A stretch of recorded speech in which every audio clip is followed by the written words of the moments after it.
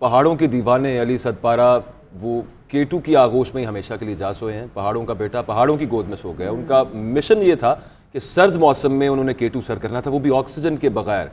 कुछ लोगों का ख्याल है कि ये एक जज्बाती फैसला था क्योंकि अमली तौर पर ऐसा मुमकिन नहीं है, लेकिन जो लोग अली सदपारा को जानते हैं और उनका करियर देख चुके हैं उन्हें पता है कि ये इतना बड़ा। अच्छा, उनके बेटे ने कल एक और बात की है, उसने ये बात की और ओवरऑल वर्ल्ड वाइड कोपैमा ये बात कर रहे हैं कि उन्हें यकीन है कि Ali Sadpara and the team ये लोग समिट कर चुके थे और उसके बाद वापसी पर इनको कोई हादसा पेश आया। लेकिन डेफिनेटली उसको अब कंफर्म किसी तरीके से नहीं किया जा सकेगा। अली सदपारा 26 फरवरी 2016 को नागा पर्वत जो है वो भी सर कर चुकी हैं और जिस रोज़ उन्होंने नागा पर्वत को सर्द मौसम में सर करने का आलमी रिकॉर्ड अपने नाम किया था, उस रोज़ नागा पर्वत पर दर्जा हरारत जो था वो -52 था। तेज़ बर्फीली आंधी भी थी और नागा पर्वत जो है उसे कहा जाता है कि कातिल पहाड़ है और दुनिया भर में कोहपेमाओं की सबसे ज़्यादा जो बर्फ़ की कब्रें हैं उस सर्द कब्रिस्तान में मौजूद है। लेकिन पाकिस्तानी परचम अली सदपारा ने लहराया और ये अली सदपारा ही थे कि वो K2 के मिशन पर जाने के लिए भी तैयार हुए और उन्होंने कहा कि बगैर ऑक्सीजन के हमने वहाँ पर जाना है और पाकिस्तान डेफिनेटली पाकिस्तान का नाम रोशन वो करना चाहते थे।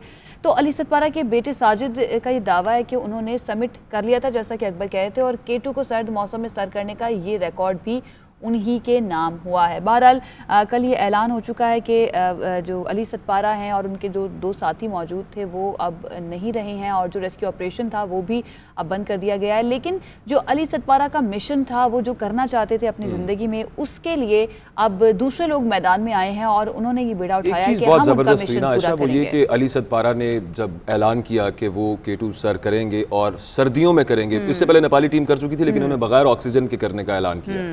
फिर उसके बाद जितना हमारे मुल्क में खासतौर पे माउंटेनियरिंग जो है उतना उसको ना कोई तवज्जो थी उसकी तरफ, ना लोगों को ज्यादा उसके बारे पता था, ना लोगों का ज्यादा इंटरेस्ट था। But Ali Sadpara is the person जिन्होंने माउंटेनियरिंग को, कोपैमाई को एक नई जान फूंक दी है इस खेल के लिए, इस एक्टिविटी के अंदर, इस मशगले के अंदर। अब हर बंदा हमेशा बात करते थे तो जो देखने वाले हैं उनको भी पता चलता है, वही जो हम हमेशा बात करते हैं कि नए नए दरवाजे खुलते हैं, लोगों को पता चलता है कि ये भी एक स्पोर्ट है, ये भी हम कर सकते हैं और उसमें भी पाकिस्तान का नाम रोशन किया जा सकता है। क्योंकि समटाइम्स आप जो है आपको पता ही नहीं होता ना कि ये एक खेल भी है और जब तक आप ट्राई नहीं करते, उसको देखते नहीं, आपको पता नहीं चलता कि आपका इंटरेस्ट पाकिस्तान में जो 8000 फीट से ऊंची जो चोटियां हैं उनमें से 4 पाकिस्तान में मौजूद, 4 पाकिस्तान में मौजूद हैं। अली सदपारा की बात करें तो 14 नाजरीन जो सबसे ऊंचे पहाड़ है दुनिया के, उनमें से 8 अली सदपारा सर कर चुके थे। ऐसा ही है और अली सदपारा का मिशन जो है वो तो मुकम्मल नहीं हुआ, लेकिन अब अली सदपारा का मिशन मुकम्मल करने के लिए सामने आया है जी चेयरमैन हिलाल अहमर पाकिस्तान और मारूफ सियासी और समाजी शख्सियत और गुलकार अबरारुल हक साहब। और वो ये कहते हैं कि अली सदपारा का जो कि वो अपने गांव के अंदर कोपैमाई के लिए एक स्कूल बनाना चाहते हैं, तो वो कह रहे हैं कि अब हम वो ये स्कूल बनवाएंगे। तो अबरारुल हक साहब, बहुत शुक्रिया हमें ज्वाइन करने के लिए। सबसे पहले तो ये बताइए कि आपने अली सदपारा साहब का ख्वाब पूरा करने के लिए उनके गाँव में कोपैमाई का स्कूल बनाने का ऐलान किया है। इस ख्वाब की ताबीर कैसे मुमकिन बनाई जाएगी? इस ख्वाब की ताबीर अल्लाह ही मुमकिन करेगा, क्योंकि उसी ने मेरे जहन में डाला। जब मैंने टीवी लगाया तो ख़बर चल रही थी कि मोहम्मद अली सदपारा का जो मिशन था उसके पीछे जो उसका मकसद था वो सामने आ गया और उसका मकसद ये था कि अपने गांव में स्कूल बनाना चाहते थे। तो मेरे से वो दूसरा स्कूल जिसमें बच्चे पढ़ते हैं वो बनाना चाहते हैं, तो फ़ौरी तौर पर मेरे बड़ा दिल मग़मूम हुआ और मैंने बड़े भाई से फ़ोन पर बात की। मैंने कहा हम ना बना दें, कहते हैं कोई नहीं है तो अल्लाह बनाएगा, हम कोशिश कर लेते हैं। बाद में पता चला कि ये एक माउंटेनियरिंग स्कूल बनाना चाहते थे, एंड राइटली सो, क्योंकि पाकिस्तान में है कोई नहीं माउंटेनियरिंग स्कूल, तो वो भी अल्लाह ही बनाएगा। लेकिन उस वक्त तक मेरी ट्वीट का इतना ज़बरदस्त रिस्पांस आ चुका था, ओवरवेलमिंग। तो मुझे हमेशा पाकिस्तानी कौम ने प्यार किया है, बड़े बड़े मंसूबे अरबों के बनवा दिए उसने, तो वो ये भी बनवा देगा। उसके लिए हमने एक टेक्निकल टीम जो है वो इकट्ठी कर रहे हैं। CM बल्तिस्तान से मेरी बात हो गई है, वहाँ के प्लानिंग एंड डेवलपमेंट मिनिस्टर से बात हो गई है।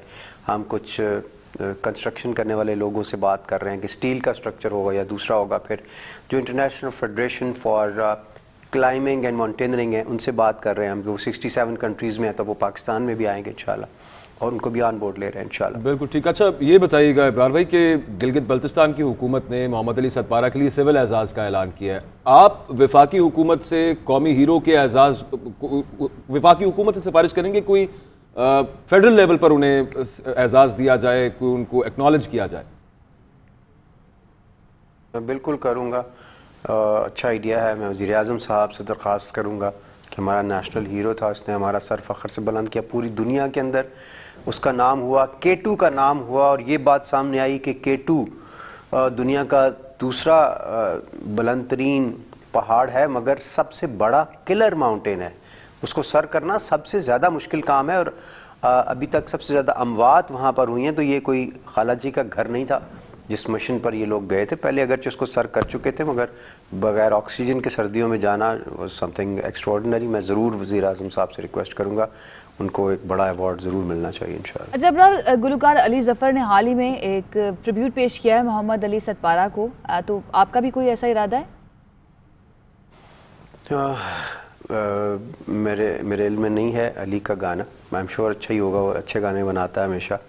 लेकिन मेरा तो नगमा यही है कि जो हम उस पहाड़ के सीने पे लिखेंगे, और इंशाल्लाह वो हमेशा हमेशा उसके नाम की सूरत में वहाँ पे रहेगा। और माउंटेनरिंग इंस्टीट्यूशन जो दुनिया भर से आने वालों लोगों को वेलकम करेगा, पाकिस्तान के अंदर लोगों को जो है वो उभारेगा कि इस स्पोर्ट में हिस्सा लें, उनके ख़ानदान को जो है उस पर काम करने का मौका मिलेगा, उनका नाम बुलंद होगा, और फिर एक पाकिस्तान का अच्छा इमेज पूरी दुनिया में जो है वो भी जाएगा। अच्छा, अली ज़फ़र के गाने की जो बात हो रही थी, वो मोहम्मद अली सतपारा की वीडियो खासी वायरल हुई, आपने देखी होगी, जिसमें वो तुम चले आओ पहाड़ों की कसम गुनगुना रहे हैं। वही अली ज़फ़र ने भी गाई। आप अगर उनकी याद ताज़ा करने के लिए उसके कुछ बोल गुनगुना दे। तुम चले आओ पहाड़ों की कसम, बहुत ही खूबसूरत जुमला है। मैंने सुना तो नहीं है, मगर मैंने उसकी एक और वीडियो जो है वो सुनी, जिसमें वो बड़े पैशन के साथ पहाड़ लग रहा था जैसे उसकी कोई महबूबा हो। तो उसने एक बड़ी अजीब बात की, कहता है जब हमें पहाड़ पे चढ़ते हुए इतनी सी जगह मिल जाती है ना पाँव रखने की, तो हमें लगता है जैसे हमें एक बहुत बड़े शहर में डिफेंस में घर मिल गया। तो सोचे ज़रा एक माउंटेनियरिंग करने वाले की सोच कैसी होती है, और ये कितना मुश्किल काम था जो उसने किया है।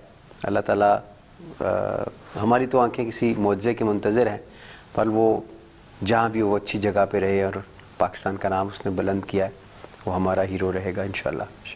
बहुत शुक्रिया। अबरारुल हक साहब हमारे साथ मौजूद थे, और बड़ी अच्छी बात जो है उन्होंने किया है कि वो वज़ीर-ए-आज़म इमरान खान से दरख्वास्त करेंगे कि इस हीरो को एक्नॉलेज करना चाहिए, और विफाकी सतह पर भी उन्हें कोई इस तरह का एहसास देना चाहिए। इनके हवाले से आपको याद है ना, इमरान खान साहब वो खुद बहुत इंटरेस्टेड हैं कि इससे सयाहत को, टूरिज्म को बहुत फरोग मिलेगा, माउंटेनियरिंग को भी। तो मतलब आई एम श्योर कि वैसे वो खुद भी अवेयर होंगे इस बात से। हमेशा वो ये बात करते हैं कि पाकिस्तान में जितनी खूबसूरती है, शिमाली इलाका जात के कई ऐसे स्पॉट्स हैं जो उन्होंने नए डिस्कवर करके और उनको खोल दिया है आम आवाम के लिए भी और सयाहों के लिए भी, और ये कहा कि दुनिया भर से लोग आए ताकि सयाहत जो है उसको फरोग दिया जा सके। खासतौर पे माउंटेनियरिंग जो है, नेपाल ने इतना जबरदस्त इंफ्रास्ट्रक्चर बनाया हुआ, और बिलियंस ऑफ डॉलर्स सिर्फ माउंटेनियरिंग से कमा रहे हैं। और कुछ मुल्क तो ऐसे जिनकी इकोनॉमी बेस्ड ही, हमारा तो 1% भी डेवलप नहीं है, 1% भी डेवलप नहीं है, लेकिन उसके बावजूद इतना खूबसूरत है। एब्सोल्युटली, उसके बावजूद इतना ज़्यादा खूबसूरत है। अच्छा, बहरहाल रेस्क्यू ऑपरेशन जो शुरू हुआ था वो कल ख़त्म कर दिया गया है अली सतपारा के लिए। इसी पर बात कर लेते हैं। मेजर रिटायर्ड सैयद जवाद अहमद हमारे साथ मौजूद है, जो कि रेस्क्यू पायलट है और ऐसे ऑपरेशन तरतीब देने वाले माहिरीन में उनका शुमार होता है। जवाद साहब, बहुत शुक्रिया हमें ज्वाइन करने के लिए। सबसे पहले तो ये बताइए कि 8000 फुट की बुलंदी पर ये रेस्क्यू ऑपरेशन करना था, किन मुश्किलात का सामना करना पड़ता है, और इसकी कामयाबी की अगर बात करें तो कितने इम्कानात होते हैं इसके? देखिए, 8000 मीटर एक ऐसी बुलंदी है ना कि जो किसी भी हेलीकॉप्टर की इस्तात से तो वैसे ही बाहर है। पाकिस्तान आर्मी के जरिए इस्तेमाल जो एक्रेल हेलीकॉप्टर है उसकी जो सीलिंग है, जो उसकी लिमिट 7000 मीटर तक वो लैंड कर सकता है। तो 8000 मीटर पे रेस्क्यू करना तो बिल्कुल ही खारिज इम्कान मतलब टाइप एक बात होगी।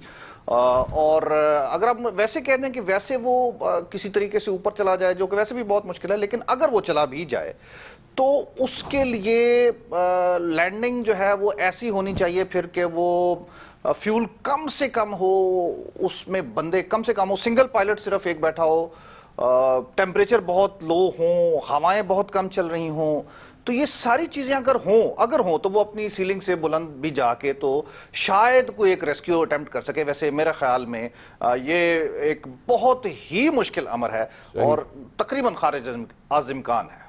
Attaining the impossible. अच्छा ये बताइएगा कि K2 के जो डेथ जोन है, वहां से इससे पहले कभी किसी को आज तक रेस्क्यू किया गया? हिस्ट्री है कोई ऐसी? पाकिस्तान आर्मी के हेलीकॉप्टर जो हैं वो बहुत ज़्यादा रेस्क्यू कर चुके हैं। एक बहुत मशहूर रेस्क्यू जो है वो 2005 में लेफ्टिनेंट कर्नल राशिदुल्लाह बेग और मेजर खालिद राना ने किया था। वो सिल्वेनिया का एक माउंटेनियर था, टोमास ह्यूमर। वो नांगा पर्वत से उन्होंने रेस्क्यू किया था और बिल्कुल अपनी सीलिंग 7000 मीटर्स पे जाके उन्होंने होवर करके उसको रस्सा फेंका था और उसने अपने इर्द गिर्द बांधा था, फिर उसको स्लिंग करके उठा के लेके आए थे।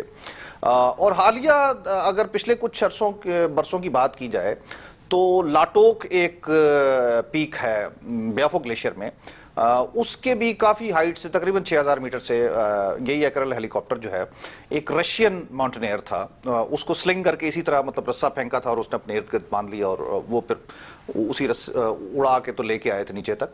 तो ये दो एग्जाम्पल्स हैं हालिया दिनों में जिसमें हुआ, लेकिन 8000 मीटर से बुलंद या 8000 मीटर के करीब तो दुनिया की तारीख में कोई रेस्क्यू नहीं है। सही। और 8000 से ऊपर के एल्टीट्यूड पर ग्राउंड सर्च मुमकिन है? मेरा ख्याल में तो ग्राउंड सर्च पार्टी भी शायद, अगर तो ऐसे को बहुत जवां हिम्मत हौसले वाले हैं और जर्री जज्बे वाले हैं तो वो शायद जाके इतनी बुलंदी पे भी रेस्क्यू कर सकें, लेकिन मेरे ज़ाती ख्याल में ये एक बहुत ही ज़्यादा मुश्किल अमर है। अच्छा मेजर साहब, ये पाक फौज के रेस्क्यू मिशन में कोई कोपहमा भी शामिल होता है क्योंकि वो ज़्यादा बेहतर समझते हैं टेरेन को? अगर माउंटेनियर वैसे किसी को बिठा लें तो मतलब हर्ज तो कोई नहीं है, लेकिन यह है कि वो चूंकि वैसे ही इलाका उस वक्त बहुत ज़्यादा एरोडायनेमिक फोर्सेस जो हैं हेलीकॉप्टर पे वो असर कर रही होती हैं, उसका रिलेटिव एयर फ्लो जो होता है वो बहुत डिस्टर्ब हुआ होता है, डाउन ड्राफ्ट्स आ रहे होते हैं जिसके ज़रिए वो हेलीकॉप्टर 500 से लेकर 1000 फुट तक एक झटके से नीचे आ जाता है। तो माउंटेनियर को बिठाया तो जा सकता है, लेकिन माउंटेनियर एक तो टेक्निकली फिजिबल नहीं है और दूसरा ये है कि माउंटेनियर भी तो वही कुछ देखेगा ना जो पायलट्स देख रहे हैं, उसकी विजिबिलिटी तो भी तो वही है जो पायलट्स देख रहे हैं। तो अपनी मतलब टेक्निकल अगर आप मुझसे एंगल से पूछें तो मैं तो इस ख्याल की दलालत नहीं दूंगा कि माउंटेनियर को लेके जाना शायद कोई एक अच्छा फैसला है। ठीक है। और मेजर साहब आखिर में फिर ये बता दीजिए कि क्या गर्मी में ऑपरेशन किया जाता है, गर्मी के मौसम में किया जा सकता है उनकी बॉडी को वापस लाने के लिए? पहली बात तो यह ना कि वो पहले बॉडी लोकेट हो कि वो है किधर, तो उसके बाद आप कहीं कोई ऑपरेशन इस तरह का लॉन्च करें ना। तो अभी तक तो यही नहीं मालूम कि वो बॉडी है किधर। अगर वो बॉडी फॉर एग्जांपल 7000 मीटर्स पे है, कहीं 6700 6800 मीटर्स पे है, जो कि 22-23 हज़ार फुट तकरीबन बनते हैं, तो वहाँ तो एक अटेम्प्ट की जा सकती है। लेकिन गर्मियों में फिर यह है कि वो हेलीकॉप्टर की फिर लिमिटेशंस आ जाती हैं, टेम्परेचर ज़्यादा होते हैं, तो उनका जो लैंडिंग मार्जिन है वो ज़रा कम हो जाता है पावर का। तो बहुत मुश्किल है ये कहना कि गर्मियों में अगर ऑपरेशन करेंगे तो ये कामयाब होगा और सर्दियों में नहीं होगा, या सर्दियों में होगा या गर्मियों में नहीं होगा। बात घूम फिर के वहीं आ जाएगी कि ऑल्टीट्यूड इतना ज़्यादा है कि वो हेलीकॉप्टर की इस्तात से थोड़ा सा आगे है। सही। बहुत शुक्रिया। मेजर रिटायर्ड सैयद जवाद अहमद साहब हमारे साथ मौजूद थे और बड़े वाज़ेह अंदाज में उन्होंने ये बात कही है कि बहुत ही मुश्किल है और ये जो अभी भी कोशिश की गई है ये भी बहुत दिल गुर्दे का काम है कि साजिद नज़ीर साहब कह रहे थे ना वो कोपहमा है, वो ये कह रहे थे कि अब नेक्स्ट समर्स में जो माउंटेनियर या क्लाइंबर्स जाएंगे वहाँ पे तो शायद उन्हें वहाँ पर बॉडीज, उस पर भी शायद की बात की जा सकती है।